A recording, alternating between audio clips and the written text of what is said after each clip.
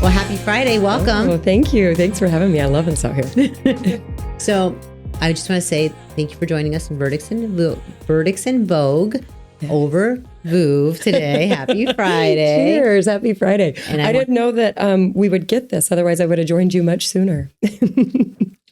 I've been at it for a little bit. But so I'm happy that you're here because I wanted to, in this whole scheme that I have of putting together a podcast and kind of being for a lot of different reasons, and thinking that, okay, this is the chance to kind of have a voice and share with people who may learn something. And so I want to be very mindful of who I start out with. One, because I'm shy, right? Yeah. And then two, because I really value certain things. And then I thought to myself, okay, who should I ask to be one of my first guests? And I was like, well, how about Kari? Oh, I love that. Thank you. So tell us about yourself, Thank Kari. you. Let's see. I grew up in a little tiny town out in rural Nevada. Little tiny. We didn't have a grocery store. You'd have to like drive a few hours to get to one. I was born to a Mexican father, Mexican Indian, and a German mother. They were teenage parents. And so I always joke that I was raised by wolves, but I don't think it really gives them probably the credit just on the name. Yeah. It was really nice because I think we didn't have a lot of material possessions. So it was really about like keeping all of these kids busy because I'm the sixth kid of 8. And so we had so many adventures and, we did a lot of hiking up into the mountains and my mom was great about keeping us entertained. So if there was a big rainstorm, she'd say, okay, let's go find pollywogs. And we'd go out and like What's search. A pollywog? It's a baby frog. So like before they grow their legs, they're called pollywogs. And so it was like, we were always doing these little adventurous things. She would take us out into the mountains and say, hey, I want you to find all the old bottles that you can from the people who used to live here because it was an old mining town.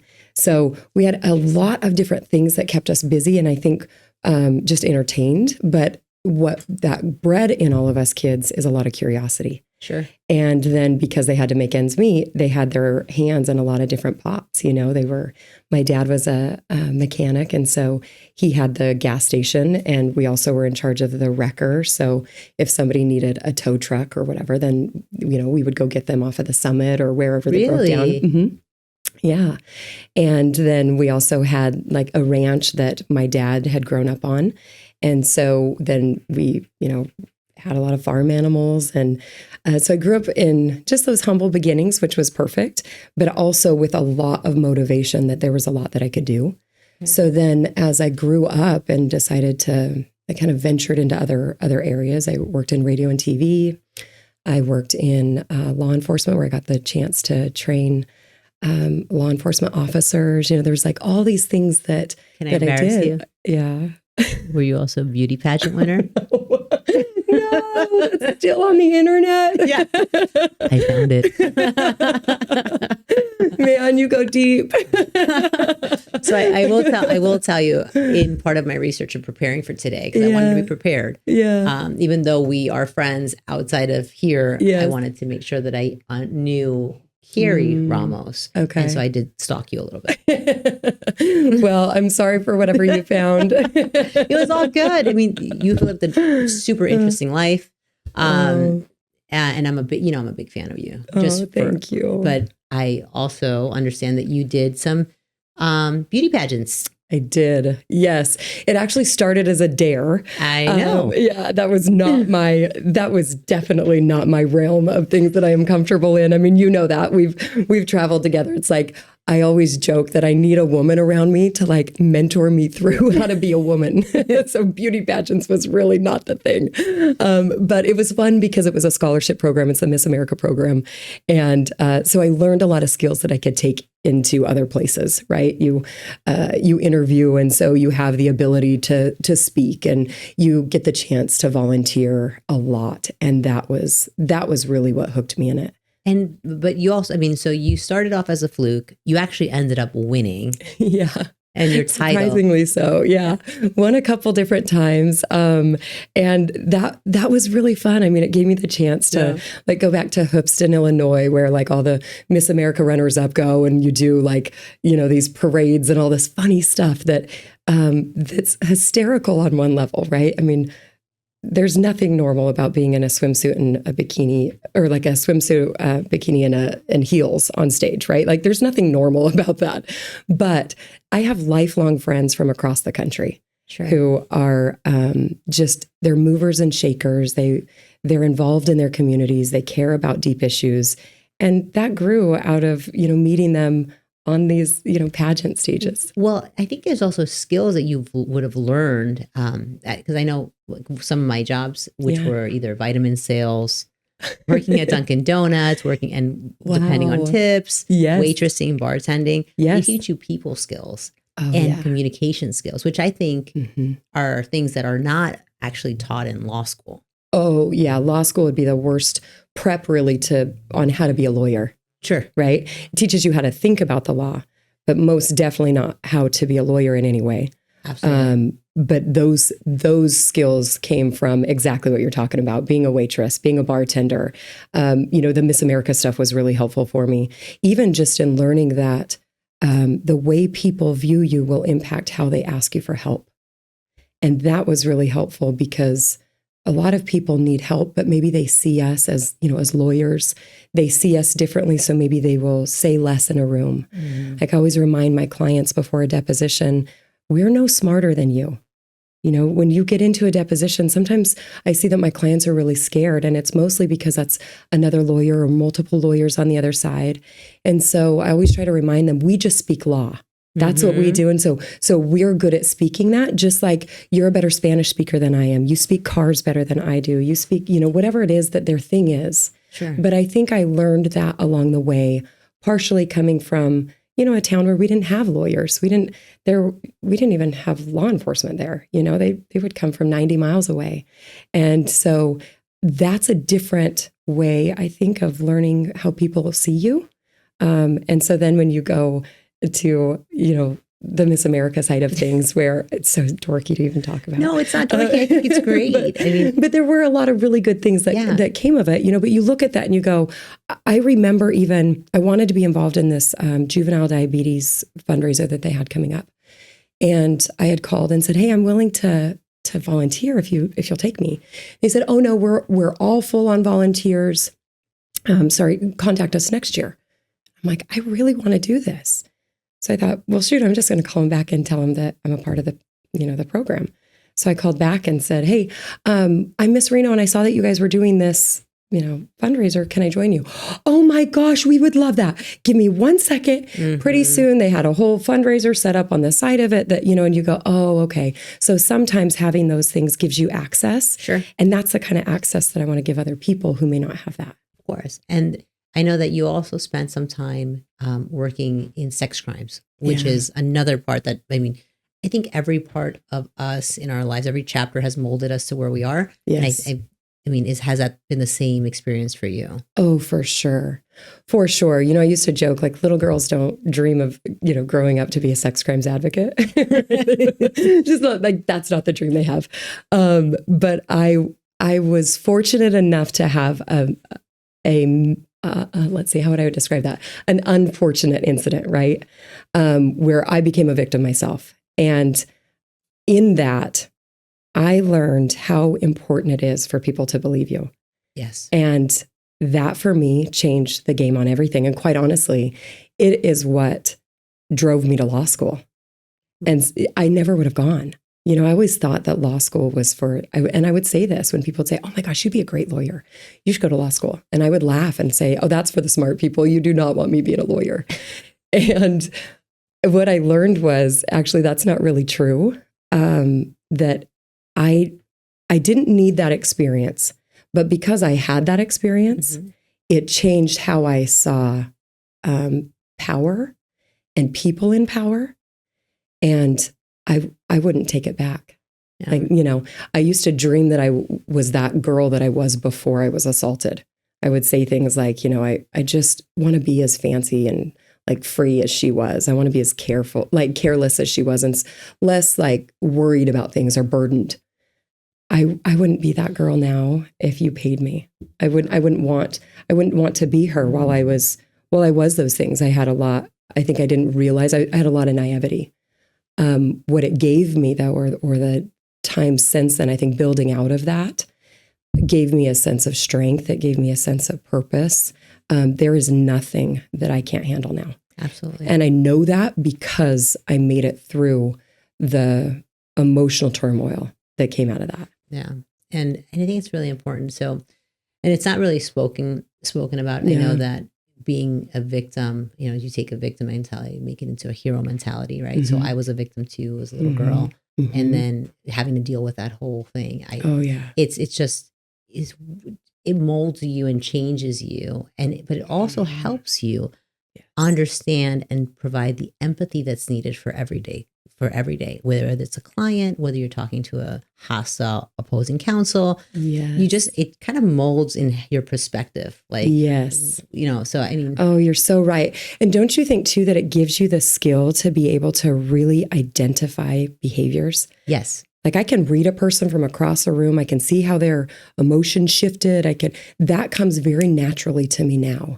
And it's partially because of those experiences. So I've always considered myself like an empath. Like I feel everything, I can see everything, and sometimes it's a blessing, but it's a curse because it was a wonderful like skill to have when I was kind of doing sales, because I would know how to read people and what was the next thing to say, and so, but when you're dealing with, what I deal with, victims who've dealt with like life altering trauma, and you have to feel their pain and tell their story. You carry it with you. Yes. And I don't know if you go through that. Like, what do you do when you're confronted with those situations where you're actually feeling your client's pain? Mm-hmm. How do you separate that? What I learned to do was to put something physical to what I was feeling emotionally. And I restore my senses. So for example, if I'm looking at a lot of horrific photos, I make sure that by the time I end that day, I go scroll through my picture logs on my phone, and I'll look at pictures of my nieces and nephews. I'll look at pictures of me with my friends or with my fiance, right? I look at things that restore my sense of sight, because my sight has now been drained, because I do feel that as I look through those photos. If I hear really sad stories throughout the day or really sad testimony, I'll take time to then listen to music while I'm, even if it's, emptying out the dishwasher or I'm taking the dog on a walk or whatever, I will restore that sense of hearing because I know that it's been drained in that. If I feel like I have had to sit with a client who's maybe grieving really heavily, right? I had a client recently who lost her son. And the more that we talked about the pain of the death and the pain in the ways that he died, and she felt like she couldn't be there for him, I knew that I needed physical touch, right? So I'll make the time to then just go hug on my partner, right? I'll make sure that I take the time to go love on my dog. Those things then help to restore that. So I've become really intentional about the way that I restore, instead of being so afraid that I'm going to drain it. Sure. Because when I looked at it like, oh shoot, I'm an empath, and so this one's going to be hard, or this is going to be a tough day, that's really difficult to then show up. Because there's a part of our brains, right, that's like, oh, you don't want to do that. It's kind of physical, or it's, kind of hard on your body, and it takes a physical toll. Where instead, when I remind myself, like, it's going to be a really hard day, but I'm great with hard circumstances. I'm okay to sit in those. I'm okay to feel it. I ran from myself less when I decided that I was good at those circumstances. Yeah. Well, I think that's great. I mean, and one of the things that I did warn you about, what I wanted to talk about, right? Yeah. So it's going to come up. The one thing, you didn't tell me about the pageant thing. No, I didn't tell you. I surprised you with the pageant thing, but that's because I'm proud of you, because I'm a little jealous. You're so funny. I actually did a pageant too. One time. You did? I did. I did a pageant one time, and the person who styled me made me look like Little Orphan Annie, because my hair was like a big. It was so bad. Oh, and you should see some of what you'll never find any photos. I did not win, and that was the end of my pageant career. So I tried it. So I'm not making fun of you. I so get it. Oh my goodness! I'll tell you more about that after we're done. But I wanted to talk to you about adversity and character. Okay. So one of the things that you and I have been friends, not for a long time, right? Yeah. I do think that I immediately connected with you when we first met, but more in the last, probably since I would say like October, November, in that range. Yep, and then you had a really traumatic event occur, not for you, but for your fiance. And the way that you handled that and the way that you navigated through it was so amazing, just because of the positive outlook that you had throughout the whole thing, even when things we didn't know what was going to happen. Right. And so I wanted to talk a little bit about that without getting into the specifics. Yeah. Because I want to make sure that we respect Eric's space and his privacy. But in a tough time like that, I always think that adversity really defines how you handle adversity, really defines your character. And that's what left me 100% impressed with you and how you handled the situation. Oh, thank you. So if you want to just tell us about that. Yeah. So Eric had a blood infection that went to his heart, and we had no real warning signs. And so we just thought it was a virus. The urgent care had sent us home and said, hey, it's a virus, sleep it off, you'll be fine. And thankfully, by the time I called the paramedics, they were able to get him to the hospital, and really in the nick of time. The problem was we didn't know what it was. So for weeks we were in this moment by moment, truly, I mean, roller coaster of wondering what it was. At one point I was all hazmated up, and and then at another point there, oh no, you can take that off, it's fine. And then they'd come back in, oh, we don't know what it is. And what I think has come out of that, so ultimately he is okay.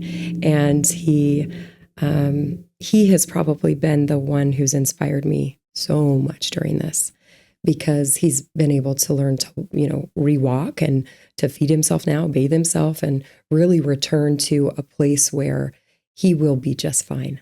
And what he says is, I will be better than I was when I went in.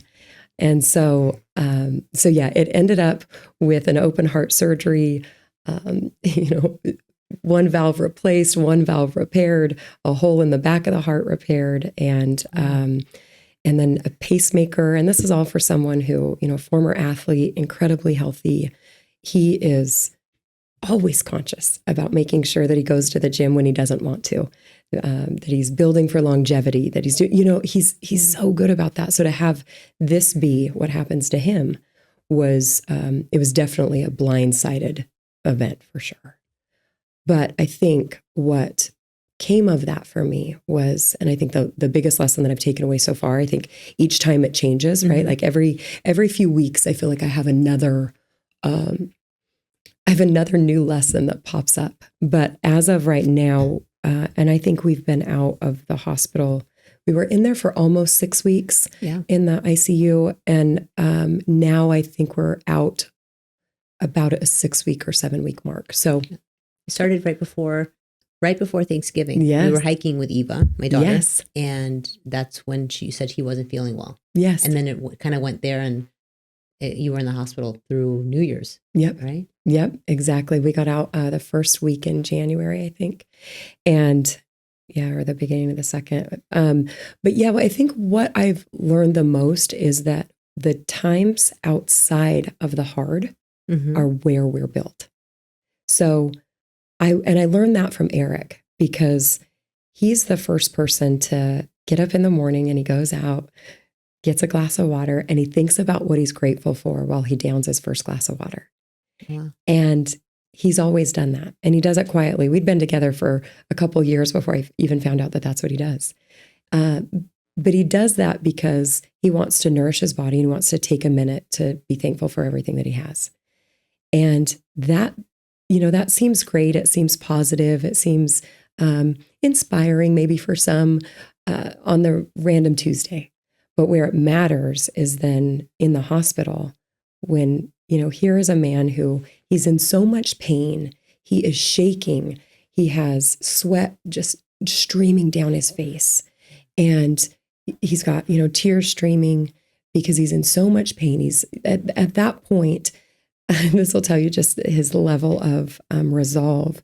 He had maxed out on 5 separate pain medicines and muscle relaxers, including fentanyl, morphine, all of it. So he's on this cocktail and he's still in that much pain.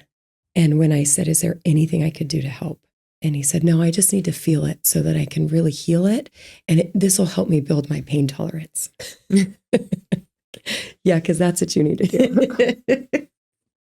I'm glad you said that. You need to build your pain tolerance. He's just a gem. He is. And so he really is. Yeah. So when you see that, though, where those moments are built are in the times where he's going to the gym and doesn't want to, but he's like, no, I need to do that.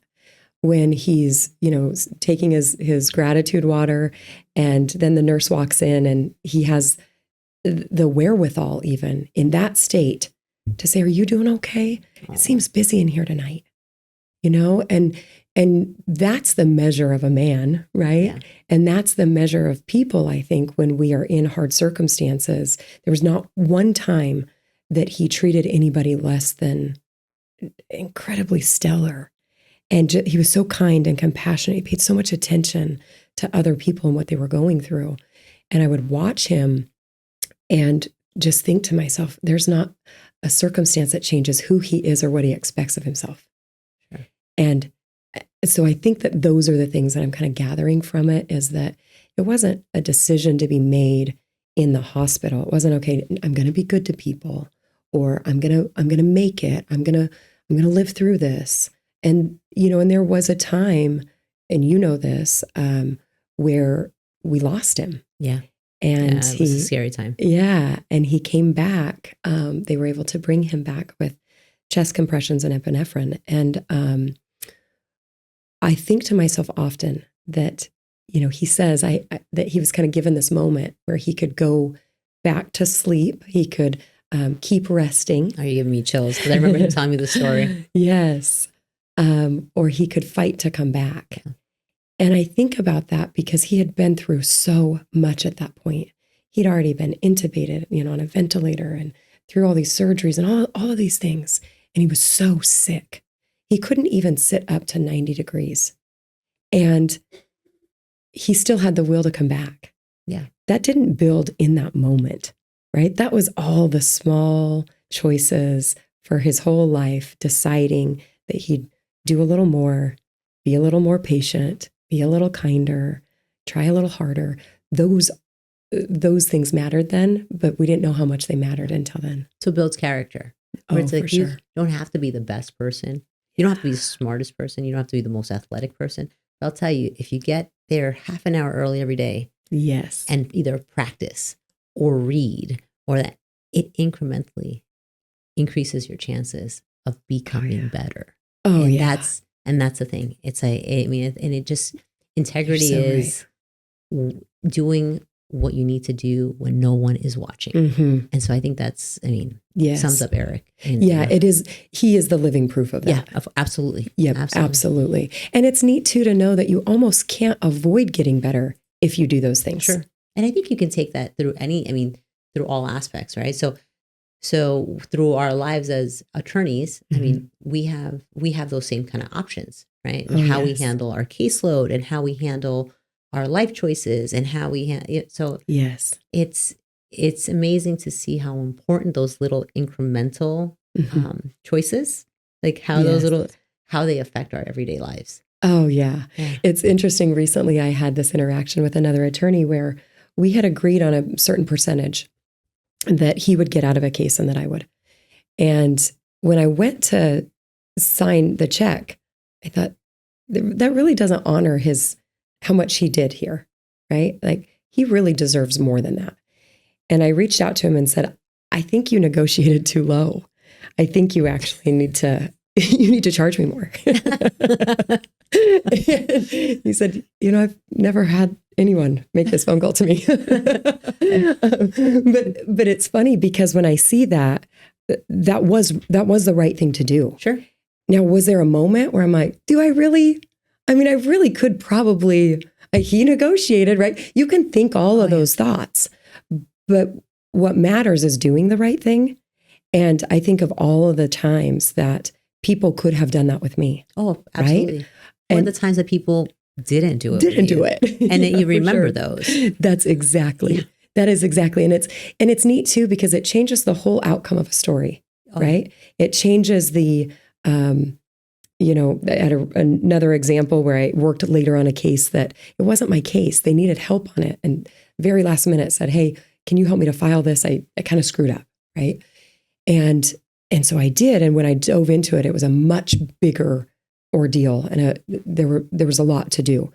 And, at first you kind of want to be like, hey, listen, like I'll file what you have and let's just get through it. And, but when you choose to do the right thing, what's funny is then I got a phone call and they said, hey, we want to work with you. Oh yeah. We haven't seen work like this. And and so it builds other things for you. And even if it doesn't, I didn't do that so that maybe we could have a relationship down the road, or maybe this would, that wasn't the purpose. The purpose was, this is the right thing to do. Well, you were genuine about your intentions. Yes. So that's the thing. And that's clear. Yes. People can see that. And you've been, you're now on your own. Yeah.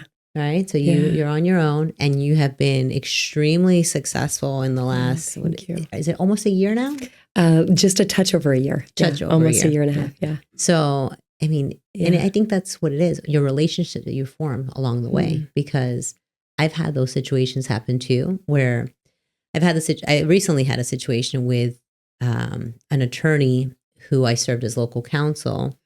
And he was brought in by another attorney who I serve as local counsel on some data breach cases. And he totally jerked me, right? Because the way that our deal was on the other end, and every other attorney that I serve in that data breach space is a certain percentage. Yes. He completely changed it. And because I didn't bother to get it on in writing in an email, I had nothing. I mean, I don't care at the end of the day, but I know that I'll never work with them again. Yes. Right. I'll never have a good, and I would personally never do that to someone just because that's not my style. Yes. But I mean, he has a reputation of doing things like that. Yep. And now right? It becomes an expensive CLE. Oh, yeah. Right. And I don't think they're losses. I consider them lessons. I don't believe in losses. I look at lessons. And that was an expensive lesson because I didn't bother to get a confirming email. And his first thing was like, can you send me something in writing? I'm like, you mother. Totally. I'm like, no, I cannot. No, I cannot. That I cannot do. But it's so wonderful too, because I think in those times you learn those hard losses lessons, right? And then you also get kind of picked up by others, right? Like I feel like the reason I've been successful is that I have been blessed to have really incredible people around me. You being one of them, someone who I can reach out to in a moment's notice and say, does this seem right? Or wait, can I do this? And have the real honest conversations, right? Or when you feel like, oh no, have I messed something up? Law is really funny in that way, right? There's a lot of egos in our industry, and so many. There's a lot of fear. Not everybody has a bar over the top of them, right? Just looming as this like, hey, I'll call the bar if I don't like what you do, or right? Like there's a lot of fear in that. And what's been so nice is to learn not to fear that, to learn to then go, oh wait, I've got a really great group of people around me who are far more resourced and educated and experienced than I am. And so I get to learn a lot in that way. And then I get to help a lot of people, and a lot more people than I ever would have been able to, because of others' generosity toward me. Sure. Does that make sense? Yeah, absolutely. 100%. And it's really changed the game. And I think that's one of the lessons that I've learned as we get older. I think at the beginning, being a newer attorney, you're afraid to show people that you don't know, right? And then the biggest gift is being able to admit that you need help. Yeah. And having the right people around you to say, hey, what do you think about this? Can you help me here? Or how would you do this? Changes the whole dynamic of a case, of your future. And I always say I've been blessed because of the people that have really lifted me up and been that guiding light through my whole journey. Yes. But it's because I've asked for help. Mm. I don't have that ego or that fear of failing or Yes. being looked at as dumb. Because I think a lot of times attorneys are afraid to say, okay, I need help because someone's going to think I'm not smart enough. So true. Especially female attorneys. So true. I think I suffered from the opposite, which was, I can't do this. Somebody else knows better. Somebody else knows more. So I better just not get ahead of myself. And the bigger gift has been being able to unlearn that, to go, okay, so if I don't know, that's okay. But somebody knows, somebody around me knows, and they don't. And maybe that's part of the gift of when I said, when I was younger, I would always say, oh, that's for the smart people. Maybe that's kind of the silver lining of not thinking that applied to me, is that I'm okay that I don't know, but it was learning that actually I know a little more than I thought I did. And I can do a little more than I thought I could do. I think you know a lot. I mean, you do. And it shows. Your work shows for it. Thank you. And I'm a big proponent. My work speaks for itself. Oh, yeah. Your work speaks for itself. Yeah. And your clients speak for you, right? Yes. And so I'm a big proponent on being the voice for those who can't have their own voice. Mm-hmm. And the same, I know that you have the same philosophy how you treat your clients, and that's a big deal. I think some of that came from being a sexual assault advocate. Mm-hmm. When I was really young, I would volunteer to do that. And that was really helpful because I learned somewhere along the road that advocate, the Greek origin of the word really means voice, to be able to propel the voice. And so that was really important in that line of work. They would always, that volunteerism, it was a lot about not taking their voice or not talking over them or more than them, right? But kind of teaching them to boost their voice, to amplify it. And it was such a great entrance into the work that we do. So I have another question on a prior job that you've had. Yeah. Okay. Horse training. Yeah. Horse training. How did you get into horse training? Because oh my gosh, I find that super interesting. And how did you get into it? Yes. And do you think that your work with horse training has helped you as well in your current profession? Oh, yes. More so than most other things. So I think that I trained them, but probably what is more right is they trained me. Because, 1,300-pound wild horses are really not taking instruction from anyone, which is why it's helped me in my career, because it's really about influence, right? It's not about control. And you learn that very quickly when you are trying to get a wild animal to do what you need it to do. And especially in a circumstance where you need safety. Yeah. Right. So, so when I was younger, my dad, because of the ranch, we rode horses and I did some rodeo and that sort of stuff. And so I had, your resume just keeps getting longer and longer. I was really bad at it, but they have a place that you can go now and you can go to a rodeo and you can actually lasso sheep. It's here in Cave Creek. We'll go one day. I love this, and I also love that you call it lassoing, not roping. Oh, it's okay. No. I think it's still a lasso. I grew up in New York. I grew up on a farm. It's a cultural thing. So we, I had a little tiny bit of experience in it, but not anything you would really write home about. Okay.